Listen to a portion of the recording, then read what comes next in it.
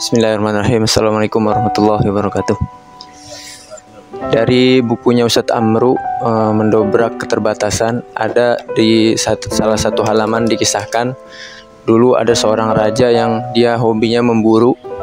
Dia biasanya pergi bersama menterinya, dan ketika memburu dia selalu meleset, tidak kena sasaran hewan buruannya, tapi menteri kesayangannya selalu bilang mudah-mudahan ini yang terbaik. Terus ketika itu dia terus berburu, nggak patah semangat si rajanya, akhirnya sampai mengalami pendarahan karena selalu itu ngokang alat panah ya kan, ininya berdarah nih. Soalnya kan tali panah itu kan keras dia. Nah, berdarah, habis itu akhirnya darahnya ini nggak berhenti, terus dipanggil dokter. Kata dokter ini tangannya harus diamputasi. Nah, si menterinya juga bilangnya sama seperti yang telah dia bilang di pertama, mudah-mudahan ini yang terbaik.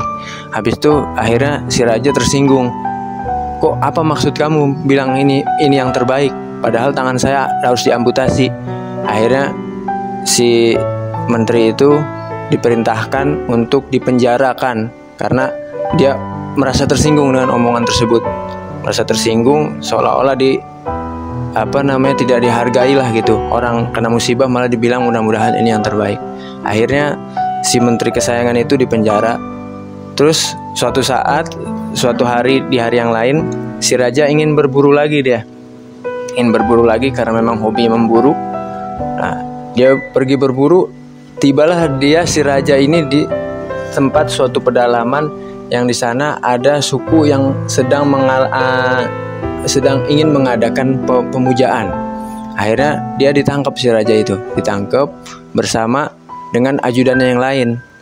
Karena kalah jumlah pasukan, si raja pas dilihat tubuhnya dari segi kelengkapan fisiknya, rupanya dia nggak masuk kategori untuk diberikan kepemujaan. Habis itu dia dibebaskan.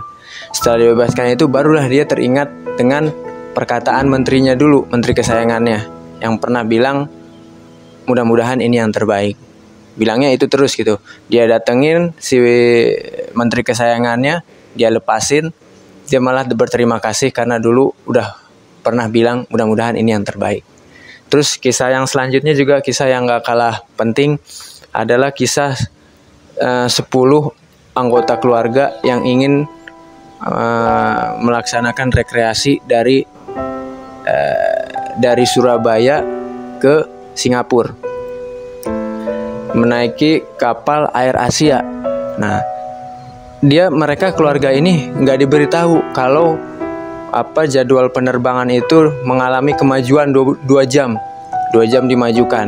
Pas nyampe di tempat, mereka marah-marah sama awak maskapai gitu. Kenapa kita nggak dikasih tahu?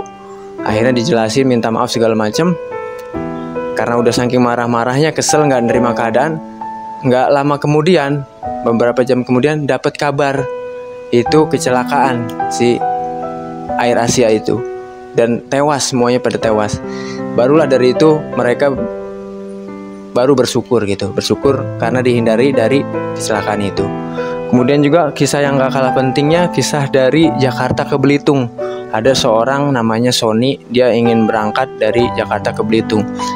Di pertengahan jalan, si Sony ini dia mengalami macet total macet sehingga ketika dia nyampe di bandara, dia telat marah-marah juga karena udah nggak bisa diiniin lagi tiketnya, udah waktu keberangkatan.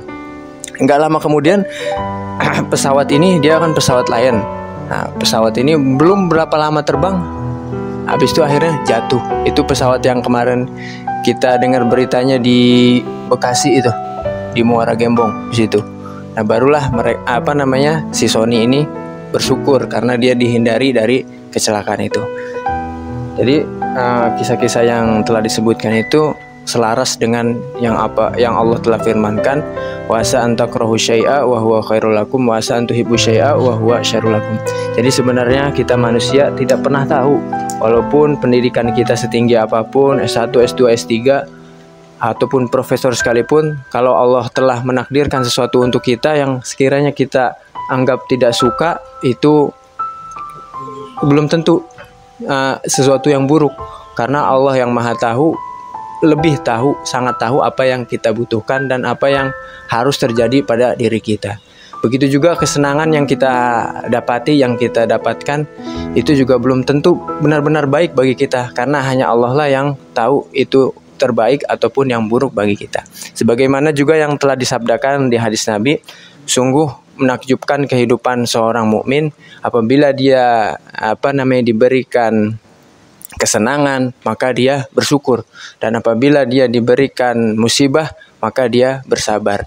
Jadi seolah-olah kehidupan seorang mukmin, dia mau senang, mau susah, dia selalu dipenuhi dengan pahalanya Allah Subhanahu wa taala kalau mereka orang-orang mukmin menyikapinya dengan sabar dan syukur. Mungkin demikian singkatnya dari buku itu. Bismillahirrahmanirrahim. Saya akan meringkas sedikit dari buku 20 Sebab Pria yang dikarang oleh Dr. Salman Fad Al-Audah. Di dalam kitab ini disebutkan salah satu dari 20 sebab pria ialah melebih-lebihkan amalan di depan orang lain, yaitu jika seseorang memulai suatu amalan dengan tujuan itu mencari keridhaan Allah Ta'ala, dia ibadah, sholat, bersedekah, dan lain semacamnya. Tapi ketika dilihat oleh orang, dia melama-lamakan sholatnya, melebih-lebihkan sodakohnya dengan tanpa tujuan yang awal. Kan kita kalau ingin beramal itu, melakukan suatu amal itu dengan niat. Ada dua kategori di sini. Jika orang yang bersodakoh semisalkan 200.000, yang pertama itu karena niat untuk mencari keridhaan Allah, dan yang kedua itu karena dilihat oleh orang. Yang pertama, yang 100.000-nya itu diterima oleh Allah, dan yang 100.000-nya lagi itu nggak jadi apa-apa gitu, nggak dapat pahala. Maka dari itu kita melakukan apa-apa suatu amalan itu jangan karena dilihat oleh orang lain, selalu lurus dengan apa yang kita tujuin.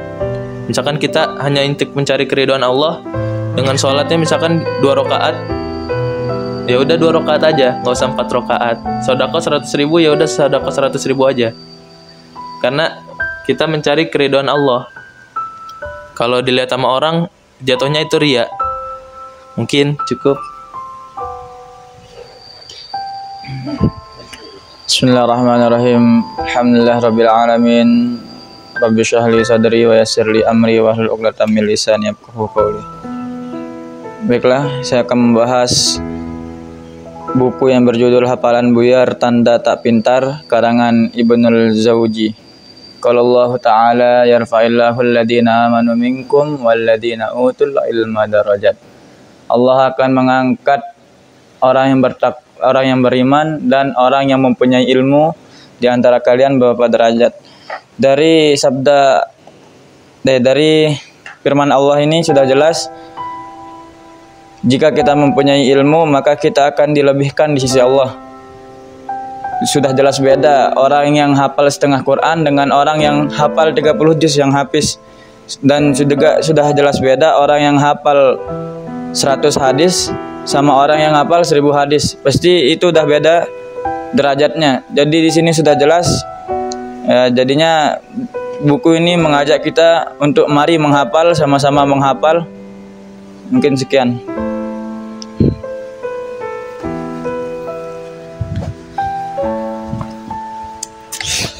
Bismillahirrahmanirrahim.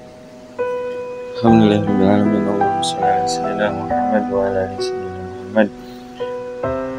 Hasil rangkuman yang saya baca dalam buku Globalisasi Dakwah Nubuwah, Pentingnya Iman dan Amal Soleh, karya Ustadz Abdurrahman Lubis dan Haji Hasanuddin Sultan Bagindo. Di dalamnya ada sebuah paragraf yang berjudul Nasihat dari ketika orang tua memberi nasihat. Di situ disebutkan bahwa ketika seseorang mempunyai harta, mempunyai ilmu, mempunyai harta yang banyak atau mempunyai ilmu yang banyak ketika tidak dimanfaatkan ke dalam jalan agama, bahwa sama saja ilmu tersebut atau harta tersebut dalam kebinasaan. Jadi intinya ketika kita mempunyai ilmu atau mempunyai harta, gunakanlah ke jalan keagamaan, ke jalan yang diridhoi oleh Allah Subhanahu wa taala. Contohnya bersedekah, berinfak. Ketika mempunyai ilmu, amalkanlah atau sebarkanlah, ajarkanlah kepada orang lain sebisa yang kita miliki. Mungkin itu saja. Alhamdulillah.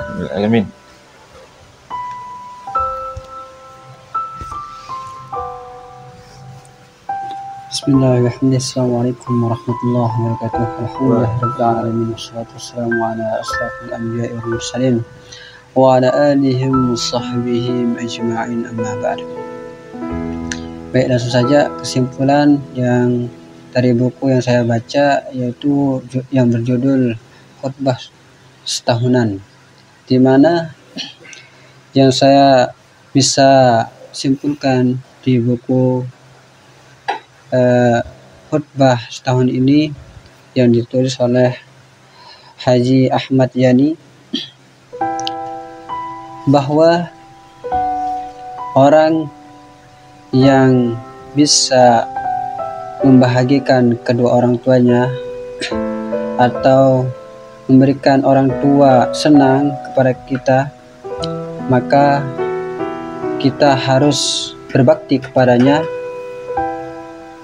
Dan ketika kita tidak bisa berbakti kepada kedua orang tua, maka minimal kita harus membantunya dengan sepenuh hati.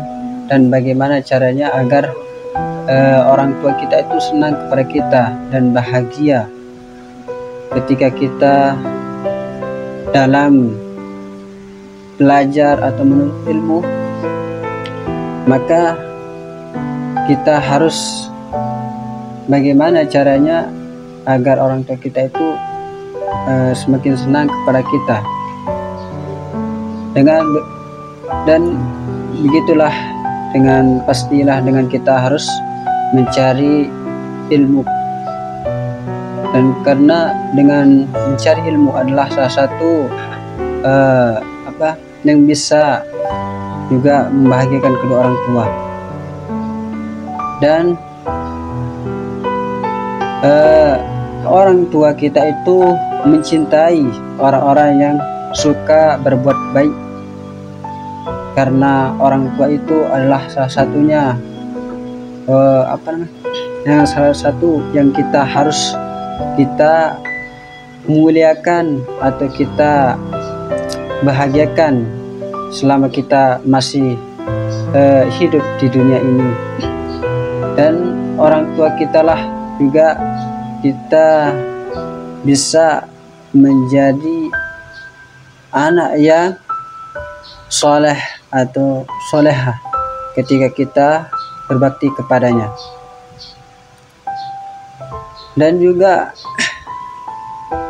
sebaik-baik manusia adalah dia yang paling baik kepada keluarganya, dan dia selalu menghormati keluarganya atau tetangganya atau siapapun yang ada di sekitarnya. Maka itu adalah sebaik-baik manusia.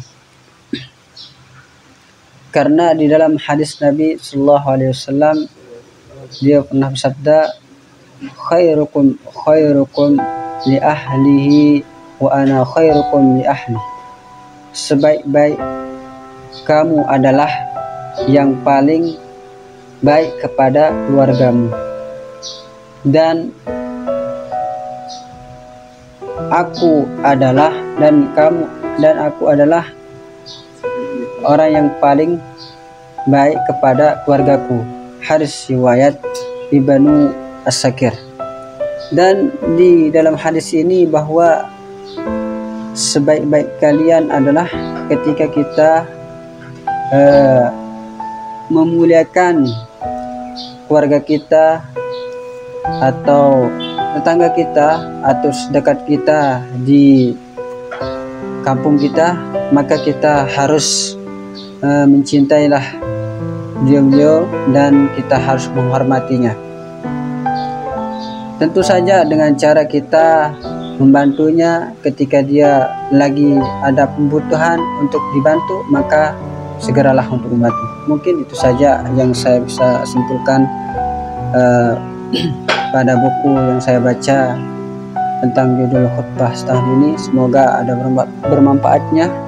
Wallahu muwaffiq ila aqwamit thoriq. Wassalamualaikum warahmatullahi wabarakatuh.